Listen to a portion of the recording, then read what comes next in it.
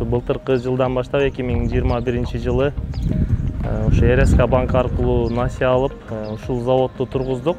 Буга чейин 3-4 жыл мурун ушу завод курганга кыялданып максат коюп жүргөнбүз. Эми бардык нерсе ушу каржы маселесине келип такалат. Анан өзүбүздө да кичине каржы маселеси баягы жетишпей, ушу завод курайлы деп жүргөнбүз, бирок ошо каржы маселеси жетишпегендиктен РСК банкка барып ушу насыя алайлы деп чечтик. Андан кийин ушу акырындыктан баягы техникалар сатып алдык, өзүбүз элдерди баягы жумуш менен камсыз кылайлы деген. Азыр 40-45 адам иштеп атат бул жерде. Айлыктары жакшы, бүт тамак аш менен камсыз болгон, жатаканалар дагы бар, келип жатып иштегендерге дагы мүмкүнчүлүктөр бар бул жерде. Ушу мамлекетибизге дагы баягы бизден мындай финансовый жардам болот. Ушу мамлекетибизди баягы өнүктүргөнгө дагы бизден салымыбыз болот да. Ушу негизги максатыбыз ушул болгон.